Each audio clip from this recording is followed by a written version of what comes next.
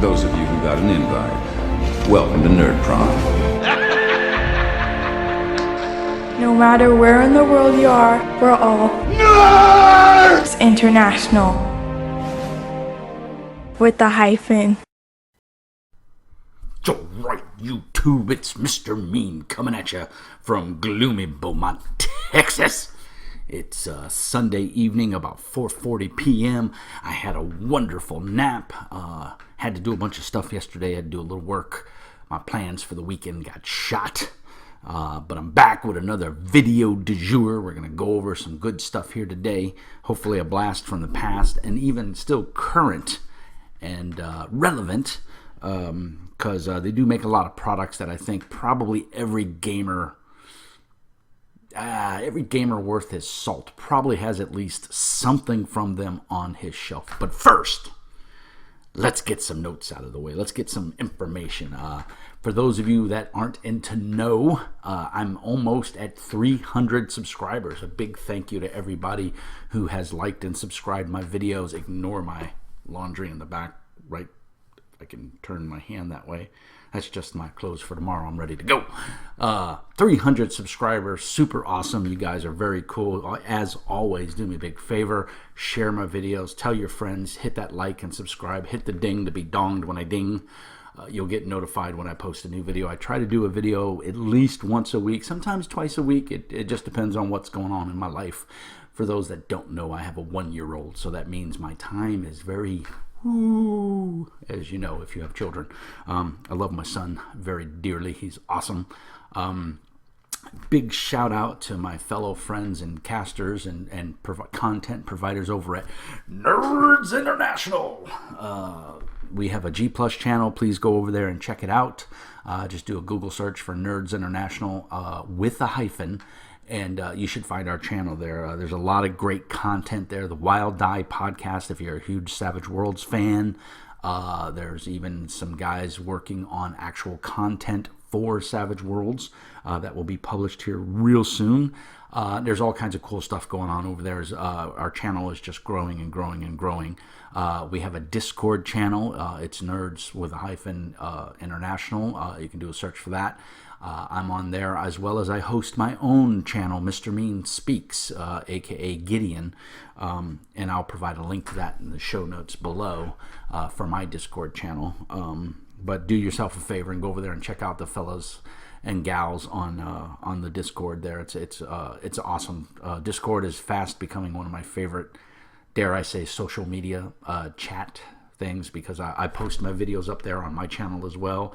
So if you possibly can't get to YouTube at work, but you can log into a Discord, you can get to my Discord server. I've been slowly putting all my videos up on my Discord server, so feel free to check that out if you can. Come in and join, say hi. I'm usually on all day long. I work in IT, so I'm plugged into the computer all day. I might as well be on Discord, I thought. So I want to get out of the way too. I'll be at some local conventions this year. One of them's in 2 weeks. That's going to be OwlCon at Rice University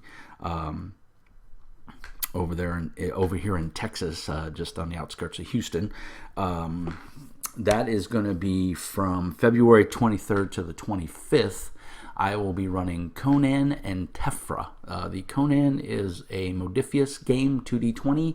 It is officially licensed by the Robert E. Howard Estate, so it is official material and canon from the Conan universe. Come check it out. I'll have pre-generated characters and lots of fun, hopefully, will be had by all. Then in April, the weekend of the 7th and 8th, which is a Saturday Sunday in New Caney, Texas, will be MagCon. My good friend David Donahoe is one of the key organizers for that convention, and it supports the school that he works at. It's an not-for-profit school, so they need all the help they can get. They help wayward children and kids that are on their last shot before they go into into prison, or they just get lost in the system. This is a chance for them to get a high school education and hopefully turn their lives around and make something. So it's a worthwhile organization. And all the proceeds from MagCon go back into the school, and the convention is held at the school. So it's a private location, basically, plenty of gaming area, plenty of parking. There's food there on site. They bring snack carts around. Last year they had like really good brisket barbecue sandwiches. They've got sodas, munchies. You don't even have to leave. You can stay there, pretty much all day Saturday, go back to your hotel or go back home if you're in the area, and then come back Sunday and do it all over again and play in some fun games. At MagCon, I will be running Fantasy Age. So come check that out and hopefully have a good time with me. Fantasy Age is by Green Ronin, and it's not an official game. It's just a game that I like to run. I do it very open style. Fantasy Age, if you're not aware, it doesn't have its own specific setting. So what we do is we take about the first hour and we create the world. We do like a dungeon world thing where I'm going to ask a bunch of questions and the players are going to answer, and we're going to make it canon. And it's really fun. I've done it a couple times and it's always been well received, and hopefully a good time will be had by all. So the other cool thing is Mr. Mean, yours truly, will be doing a couple of interviews here on my channel. I got Mr. James Gantry agreed from Feral Games Inc. Those are the guys that did Zombie Squad that I did a review of not too far long ago. And they also have a current Kickstarter, which I'll put a link in the show notes below, for League of Seekers, which is a very Cthulhu-esque Victorian monster hunter, crazy awesome game. It's going to have Savage Worlds mechanics as well as its own rule system. He's agreed to come on the show and give us a little interview and talk about League of Seekers, as well as maybe some other cool things that might be in the work. And then in the not too near distant future, I plan on having the guys from Indie. Indie is a small press publishing company that makes a phenomenal game called Shattered, which had a very successful Kickstarter and is about to be received in the next couple of days by those of us that backed it. I was one of the backers. So Tex and all those guys over there at Indie, which is INDE, It's Never Dark Enough. It's actually an acronym. They have agreed to actually come on the show, and hopefully I can get them all, but if not, I'll take one or whoever I can get, and they're going to talk about Shattered. So I'll post more information about as it comes, and then of course I'll repost all of that information up on my Discord channel. So as always, it's another video du jour from Mr. Mean. And this one, like I said, is a blast from the past. My good buddy Questwise has already covered this, but I feel in the gaming industry, this is one of the daddy long legs. It's been around for a minute and deserves some Mr. Mean love, if you know what I mean. I played it. I have fond memories of this game. And this game gets a lot of heat. Not as much as its fellow game, but it still gets a fair amount of heat, and I don't know why, because it's a good game. And that game is Palladium Fantasy Role-Playing Game. This is the second edition. I do have the first edition, but it is buried in a box somewhere. And as you can see, this one is lovingly tabbed for ease of play. I also have a hardback copy of this, as well as the sister game, Rifts, which we'll talk about in a minute. But Palladium Fantasy, this is next to Dungeons and Dragons. This is probably the next oldest game that I've played. This was first copyrighted 1983. This is the third printing, even though it says second edition. It's the third print run of this book. That's how many copies he sold. And it was printed in 1998. It's a whopping 336 pages of fantasy goodness. And what's nice is this is all you'll ever need. You can run your entire campaign, your game, from this book. You don't ever have to go out and buy anything else. Has some fantastic art in it. It is, a lot of text, but it's got fantastic art in it. It's fantasy art through and through. I mean, there's a nice good necromancer. It's supposed to be a wizard, but it looks like a necromancer to me. There, now that's a wizard. That screams wizard all over it.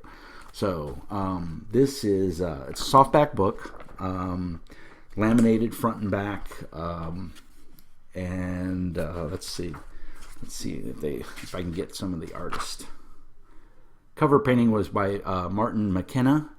Pencil artist was Kevin Simbieta, and I hope I'm saying your name right, Kevin. I've met you at a couple conventions. You probably don't remember me, but yeah, we've done a bunch of stuff.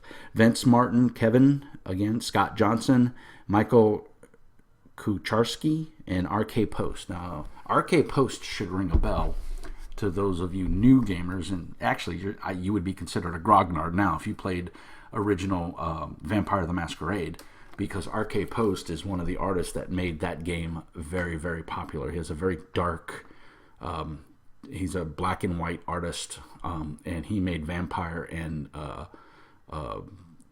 Werewolf, the Apocalypse, very, very popular with his art.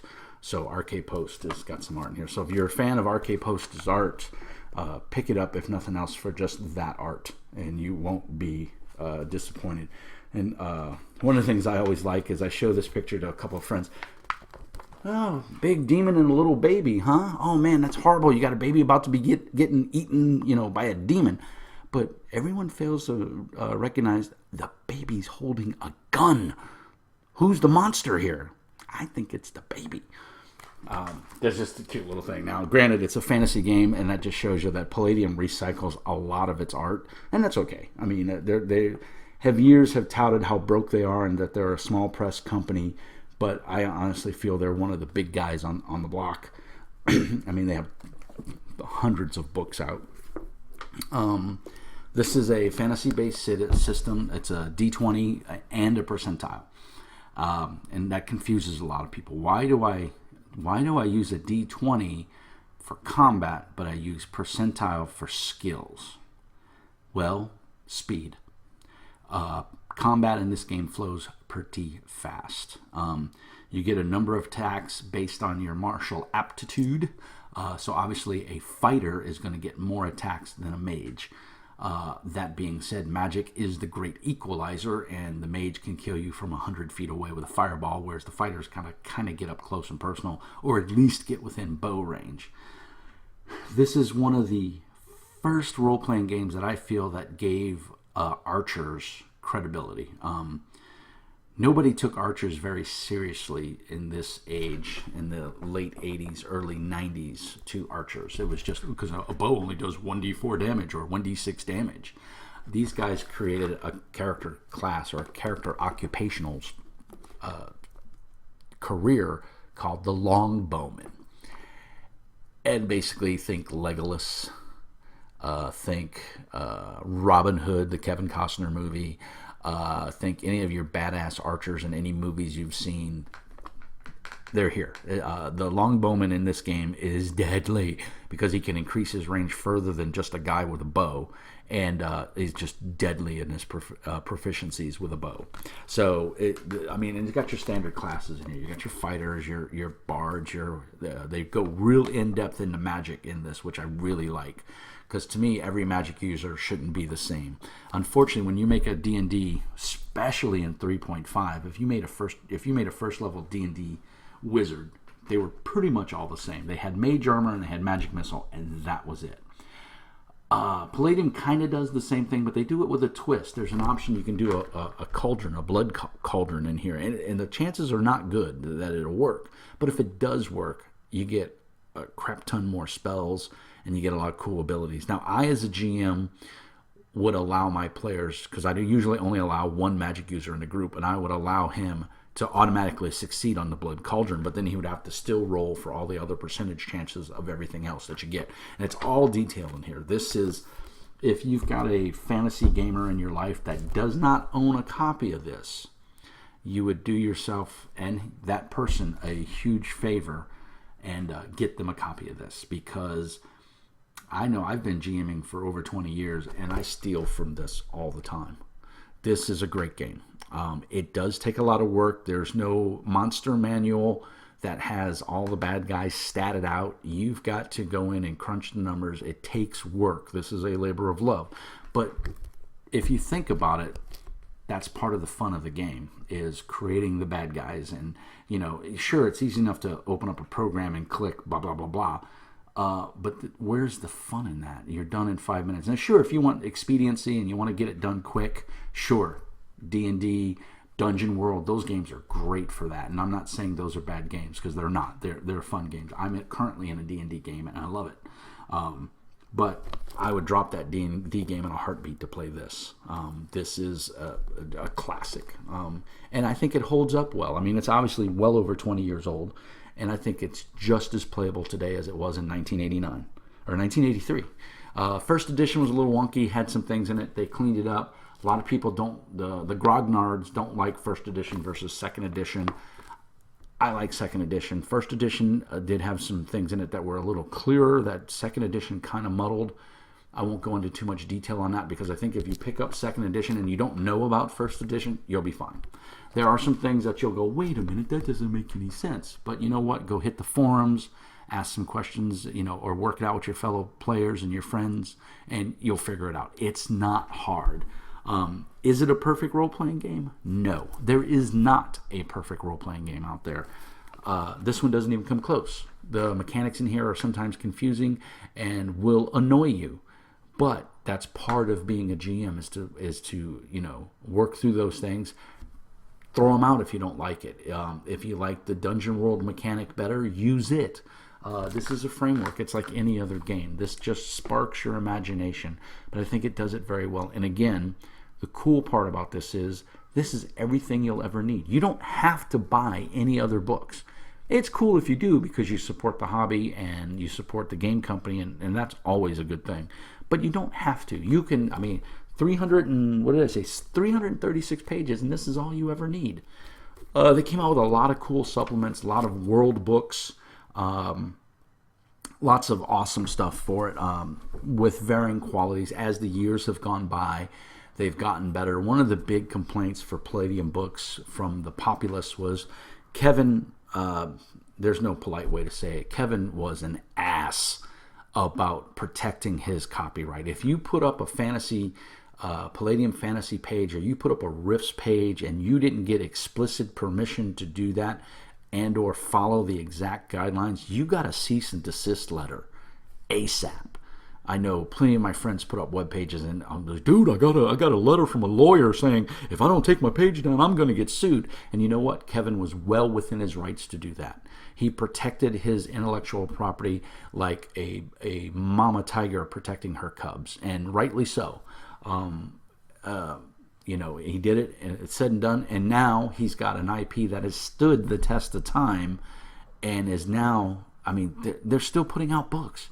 20-something years later, they're still putting out books. And that's awesome. That's one of the few companies left doing it. WEG is gone. White Wolf Publishing is gone. WotC's still here. FASA's gone.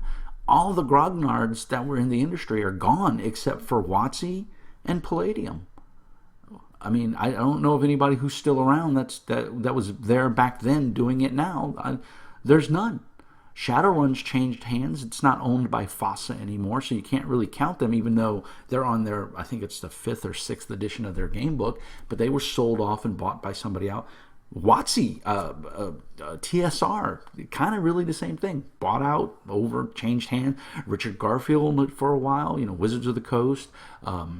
Hasbro now owns it, so they've gone through hands. Palladium hasn't changed. It's still Kevin. It's his baby. And he still supports it. He goes to conventions. He supports his game. He's coming out with new material. His website has been overhauled, palladiumgames.com, I believe. I'll put a link in the show notes.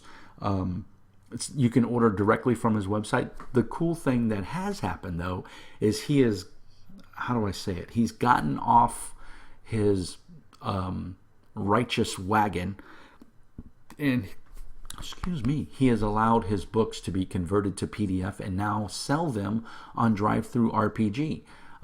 He even loosened the reins and allowed Sean Patrick Fannin to make Rifts over there in the corner back there. You can see it sitting up against the wall, right there, right over there. Savage Worlds Rifts edition, which, by the way, is phenomenal. Pick it up if you haven't.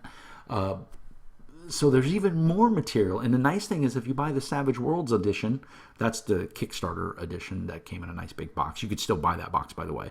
But if you buy that, all these books are relevant because you can use the fluff. You can use all the source material. You just don't have to use the mechanics. You've got the mechanics in Savage Worlds.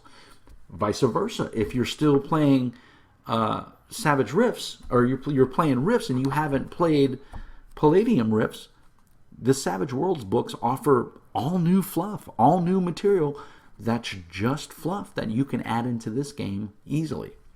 So we're going to switch gears. I mean, look at this fantastic art on the back. This is, I wanted to show this. I pulled this out. I've got a plethora of Palladium books. I wasn't going to pull them all out because the box is just too freaking heavy to lift. This is Adventures in the Northern Wilderness, Palladium RPG Book 4. And from my understanding, this is one of the ones that's kind of hard to get a hold of. Oh, no, it's Adventures in the Northern... Yeah, this one. This is the second printing. This was done in December of 1993. Copyrighted 1989 by Kevin Symbieta. So I don't know if that was the first one.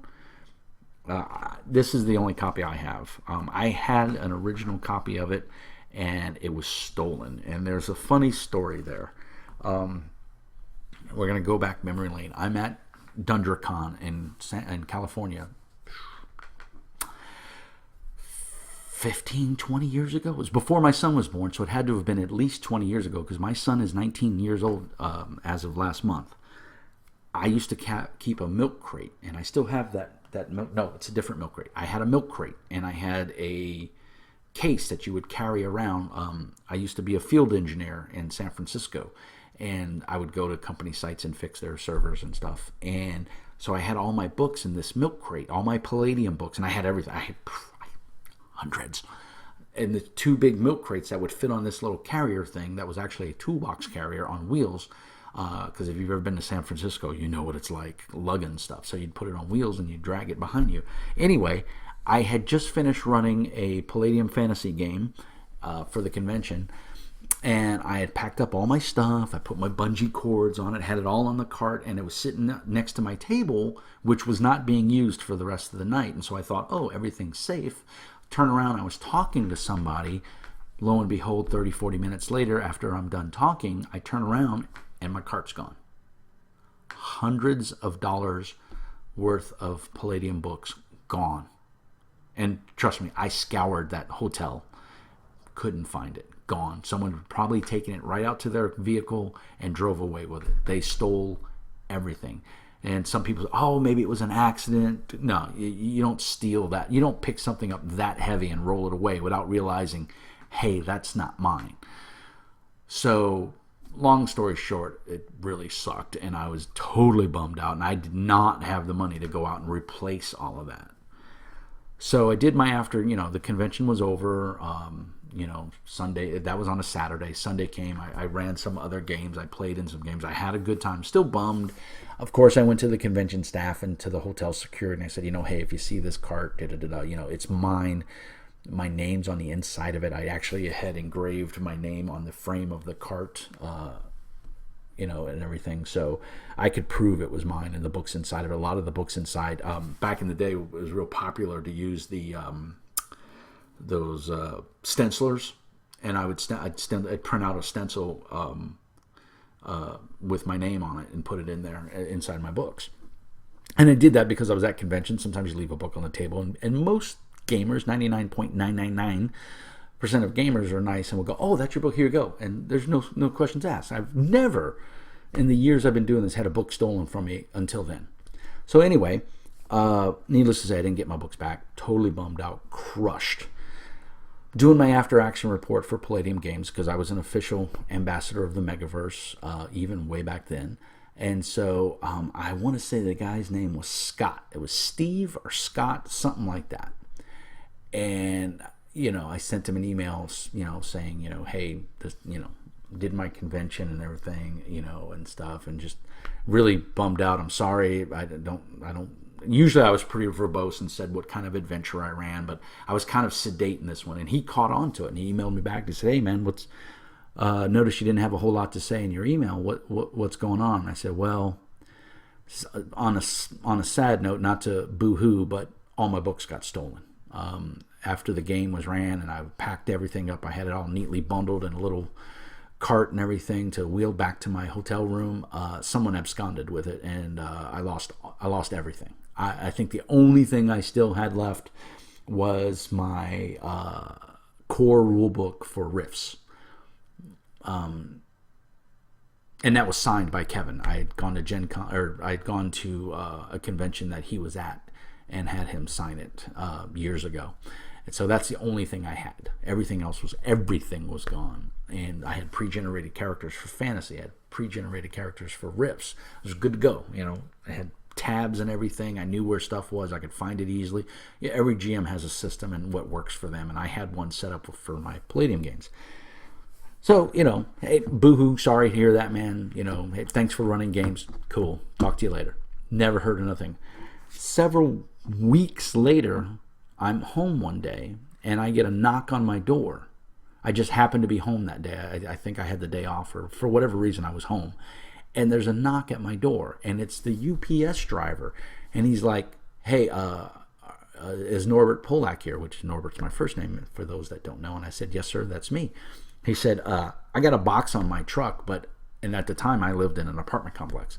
He said, I'm not carrying it up these stairs by myself. I said, for me? And he says, yes. He says, yes, it's for you, right? You're Norbert Polak. This is such and such address. I said, yes, sir, that's me. He said, all right. He says, let me see your driver's license. Showed him my driver's license.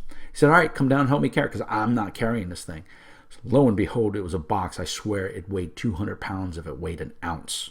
And this FedEx guy was pretty herky, and I'm no slouch myself. I was a lot younger back then. And we carried it up there. And inside of it was, at the time, pretty much every Palladium book that they made for fantasy and Rifts. And I think they even threw in a Nightbane book or something. There was a couple other books in there, some Teenage Mutant Ninja Turtles stuff. And it was a note in there from this, and I apologize, I don't remember. I think it was Scott, but it might have been Steve. And a note from Kevin saying, hey, heard what happened, hope this helps. Now, in all fairness, not all the books were pristine.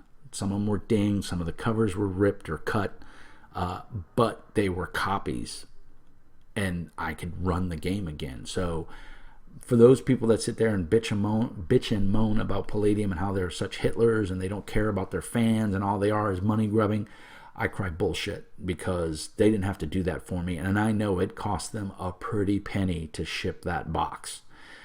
And like I said, they replaced everything in my collection basically. And then of course over the years I bought other books that were missing out of it and everything, and so I'm back up to where I think I was when everything got stolen. And I occasionally find myself buying a new Rifts or fantasy book if it comes out and it sparks my attention, or if I see it in a bookstore, I'll pick it up. So that's just a little story about what happened to me years ago. And to show that, not all these game companies are just money grubbing, and don't care about you. They do. Because without us, there is no them, as the old saying goes. So this is, a cool piece of art on the back. I think that's by, I'm not sure who that's by, but he did a lot of the Teenage Mutant Ninja Turtle art for the role-playing game as well. So Adventures in the Northern Wilderness, Palladium book number 4. This is a classic. It's got a lot of good stuff in it. A lot of good stuff on the Wolfens. This is a bunch of adventures, if I remember correctly.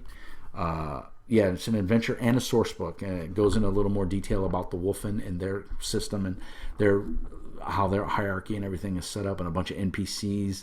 And like I said, a bunch of adventures and stuff. So really cool stuff in here. If you can pick this one up, it's a good source book if you want weird, if you want basically wolfen werewolves, for lack of a better term, but they're full-time wolves and coyotes and all that.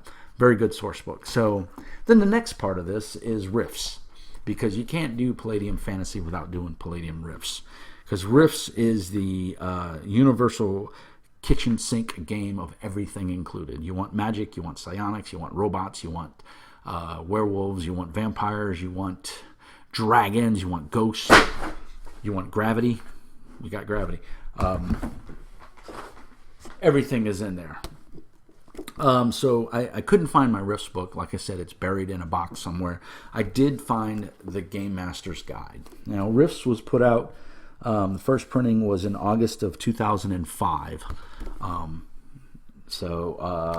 then 382 pages of gaming goodness. And then shortly thereafter, let's see, when's the printing on this one? 2001, first printing. They came out with the Game Master's Guide and the Guide to Magic. I don't have the Magic book. Like I said, it's bared. Rift's Machinations of Doom is a comic book and a source book for Rifts. This is pretty cool because it's got a group of basically adventurers in it, and it's an actual comic book. It's very well done.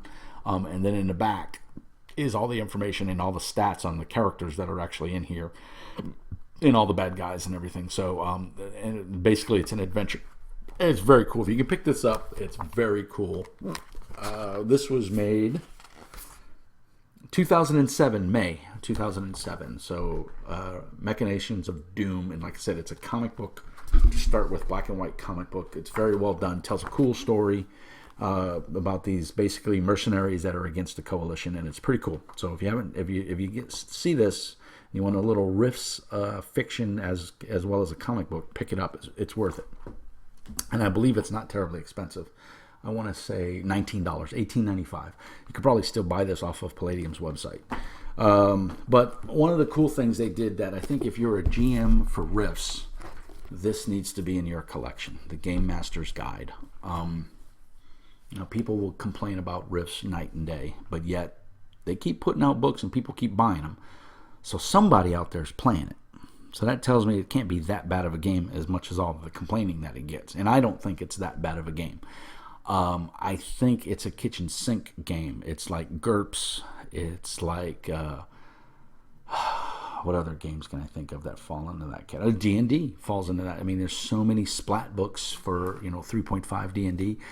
As a GM, you can get confused. This book helps you. This is not a source book. This is a guide. And what this does is give you some basic information about everything up to date as of 2007 in the Rifts universe. So you want to know more about the Deithic, which are the insect-like things that are taking over most of the Midwest. There's a section in here on them. You want to know the stats for them. It's in here. There's up until publication of 2007, there's all the guns that were produced, and it'll give you a brief outline. It'll give you all the stats. It will give you, there's very little rules information in here. There is statistic information in here, though. So if you want to know what, the African Phoenix power armor does, it's on page 211, and it'll give you everything that was in the book that it was originally published in. So you'll have all that information and all the stuff you need to have that information. So, because what will happen with Rifts, and I'm not saying it's a good or a bad thing, is the players, Rifts, how do I put it? Let me rephrase. Let me back up. Rift suffers from power escalation, meaning that every book or source book that comes out for Rift escalates the power level from the previous book. So my advice to new players that want to play Rifts and say, man, this is a great game, I want to get further into it, but it's just there's so much. Take a step back, take a deep breath, buy this book first and foremost, and this is $25, $24.95. This is still available on the Palladium website, and your local game store could probably get you a copy. It is chock full of art, pictures of weapons and everything. It's got a ton of stuff in here. Full index in the back, full glossary, gives you everything you need to know. Just all the basic info you need, all the power armor, all the information, so it does go over a good bit of rules in here. Let's see, I want to find it. The lexicon gives you a lot of information and common terms that are used in the Rifts universe. Some designer notes, which are awesome. Tricks to running a large group. It goes into the experience point system and how to give and dole out experience in NPCs. And then it goes into physical combat, which is probably the largest amount of questions in any Rifts game. Is the combat. People get confused on it and how it works, and so this does a good job of cleaning that up, or helping to clean that up. I honestly feel the best way to learn how to run Rifts is to play Rifts and hit their forums and ask questions, and it's a rewarding, fun time. If you sink the investment into learning a system and you learn the world setting, it can be a fun game. I think any game can do that as long as the GM's into it and the players are into it and everybody enjoys it. Then you're well on your way to having a good time. But my advice to new Rifts players of the Palladium system is limit the books. You will drive yourself insane trying to keep up with the power creep. So you as a GM have the core book at your disposal. And of course, as a GM, you have access to all the other books. And if you get this, you don't necessarily need to own all those other books because just the statistical information is in here. So you want to know how much a Power Fist does from a Triax T90 robot. It's in here. You can pull that information up and you'll have it. You may not get everything you want to know about that Triax, but it will give you the statistical information, the stat line you need.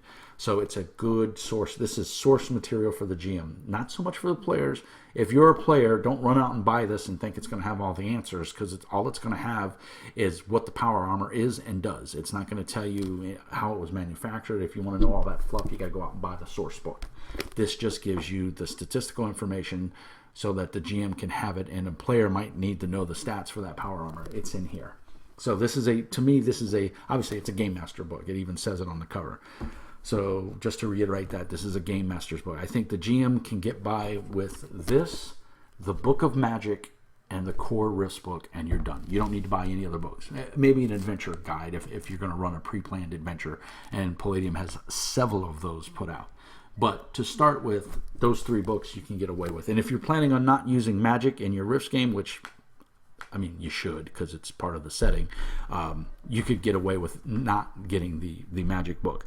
But my point is, as a GM, limit the amount of source material the players have access to. So when I ran my Rifts game, the first thing I told the players is anything out of the core rulebook and Rifts Japan is good. Anything. Anything you want out of the core rulebook and Rifts Japan, you're allowed to use. Oh, but I want to play a Monster Hunter from Africa. No. Oh, I want to play a Yanti. No. Oh, I want to do an alien from Nazareth. No. I want to do a Splurg. No. No. If it's not in the core book and it's not in Rifts Japan, no. Because I set my adventure in Rifts Japan. And we played for several sessions, and everybody enjoyed it. But I made my life easier and not trying to have to escalate, onto the giant power armor that came out in the latest book that's more powerful than anything else out there in any other previous book, and trying to finagle something, so that I could give my players a challenge. Because the power creep in Palladium and Rifts is crazy, and you will tank your campaign if you don't control that. So as a GM, limit the power creep, and you do that by limiting the books.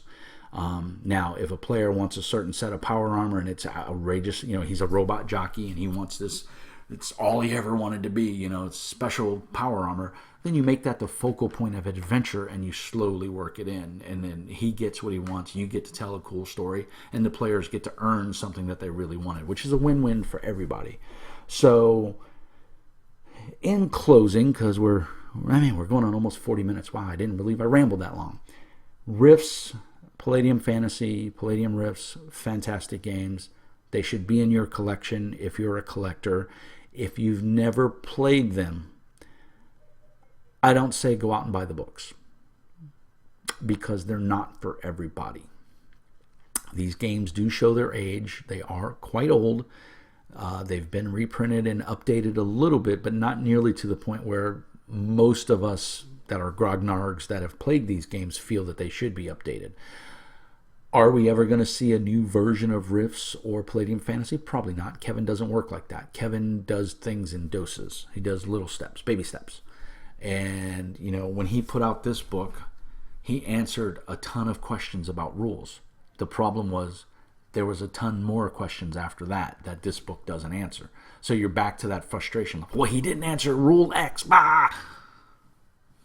That's the joy of role-playing. You got to make it up yourself or do a general consensus. Talk with your players. Hey, I feel this rule is broken or this mechanic is broken. What do you guys think if we do it this way? And open up that dialogue with your players, and you'll find out that it's a good thing, because then the players feel invested in it, and you feel invested. You helped your players, and your players helped you get a resolution that's agreeable to everybody. I'm not going to go into the in-depth mechanics. The game has been around long enough. There's plenty of YouTube videos out there of play sessions and reviews. Questwise does a number of good reviews about it as well, that go over a little bit of the mechanics and everything. I just wanted to give my opinion of the games and why I think they should be in your collection if you're a collector of role-playing games. If you're if you're just a player, don't rush out and buy these. Maybe buy the PDFs and read them. And if you go, wow, man, that's pretty cool, I'd like to have a physical copy of that. Sure, go out and buy them and tell them Mr. Mean sent you. As always, I'll post these reviews up on my Discord channel. Again, hit the bell, to get notified when I post a new video. As I said before, I'm going to have the guys from Indie on. I'm going to have Mr. James Gantry from Feral Games Inc. on to talk about his new Kickstarter and maybe some of his older stuff. Ghost Ops looks phenomenal, and you can still get in on that, so go check it out. And I'll put the Kickstarter link to League of Seekers up there and everything. So don't forget to check out my Discord channel. Come in, say hi. Let me know you watched the videos, what you like, what you didn't like. Constructive criticism is just that. Don't come on and be a dick, because then I'll just kick you. But if you've got constructive criticism, hey, I'd like to see this, or I think you should talk more about it, feel free, man. I do this for fun. I am in no way, shape, or form a professional. This is just me ranting about things I like and dislike. And if you enjoy it, then awesome, cool. I will say I posted up, I painted a miniature. So Mr. Mean is not all about being mean. He's also about painting miniatures sometimes, if I can get... There we go. Look at that. That's the Scion of Blood for Malifaux. I'm a huge Malifaux fan. Anyway, I got some miniatures painted over the weekend. Feel good about that. I do like playing miniatures games. One of my upcoming reviews is going to be Gaslands. That is by Osprey Games. It is a Matchbox Hot Wheels cars. It's basically in the vein of like Car Wars, for those of you that remember back in the day. There's a couple other Games Workshop put one out where it was kind of the same thing, where you strap weapons onto a car and you drive around and you shoot each other up. So I'm going to be doing a review of that real soon, as I get my copy in. It's coming from across the pond from merry old England, so I probably won't have it for another month at least. So anyway, that's coming down the pipe. Some interviews coming up, trying to expand the channel. Tell your friends.